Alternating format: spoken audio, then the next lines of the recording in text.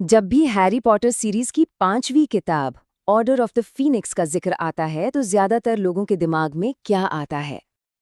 हाँ, बिल्कुल। ज्यादातर लोगों को ये किताब ऐसे ही याद है। वही किताब जिसमें हैरी हर किसी पर चिल्लाता रहता है। और सच कहें तो बात गलत भी नहीं है।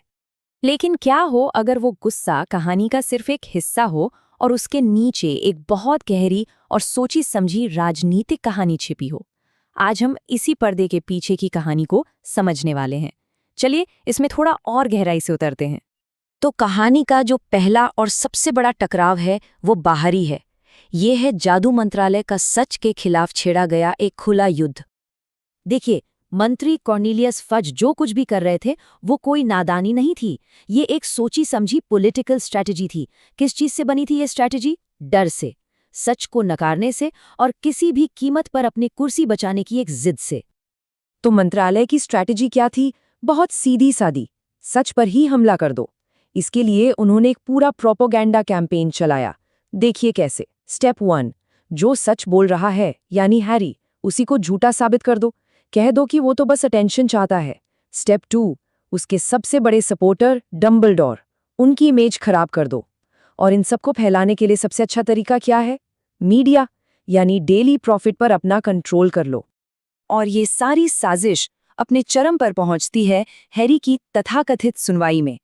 ये कोई असली कानूनी कार्रवाई नहीं थी, बिल्कुल नहीं। ये एक दिखावा था, एक शो ट्रायल था, जिसका सिर्फ एक ही मकसद था, एक राजनीतिक खतरे को सबके सामने खत्म कर देना।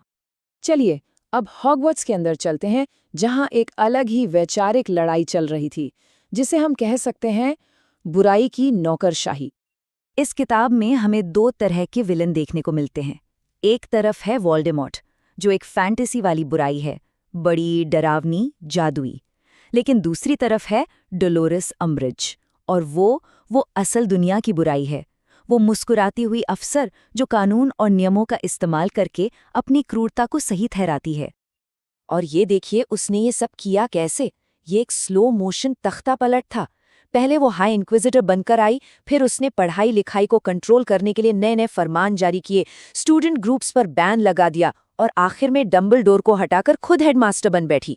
मतलब एक एक करके उसने स्कूल की आज़ादी को पूरी तरह से खत्म कर दिया। और उसकी सजा का तरीका, वो ब्लैक क्विल, वो कोई अनुशासन नहीं था। वो तो नियमों की आड़ में दी जाने वाली सरकारी टॉर्चर थी। तो सबसे खतरनाक बात यही थी कि वो अपने हर गलत काम को सही ठहराने के लिए सिस्टम का, नियमों का इस्तेमाल कर रही थी।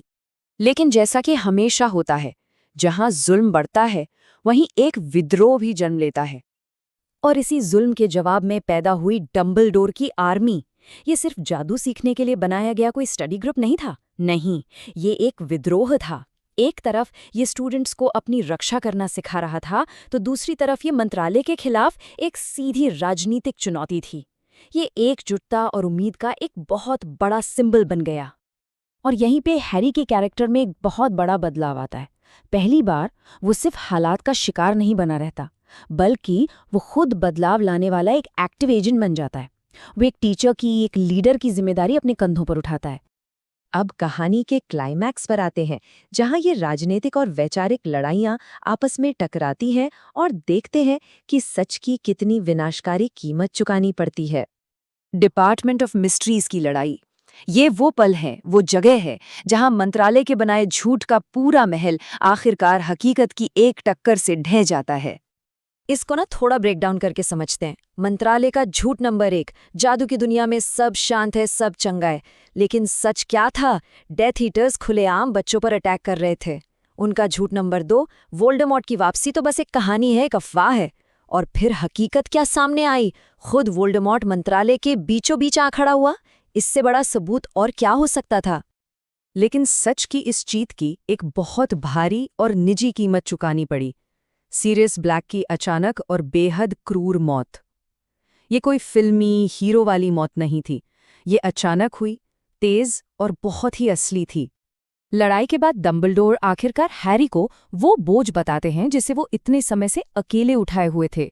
भविष्यवाणी का वो सबसे अहम हिस्सा, दोनों में से कोई जीवित नहीं रह सकता जबकि दूसरा जीवित है। यही वजह है कि ये किताब किसी जीत के जश्न के साथ खत्म नहीं होती है। ये एक खामोश, दिल दहला देने वाली समझ के साथ खत्म होती है कि जादूगर दुनिया अब एक खुले युद्ध में है। बचपन की वो मासूमियत, वो कल्पना अब खत्म हो चुकी है। तो ये कहानी हमें एक बहुत बड़े सवाल के साथ छोड़ जाती है। जब बचपन की फैंटेसी खत्म हो जाती है, तो सच्चाई और नुकसान की उस राख से आखिर किस तरह का हीरो जन्म लेता है?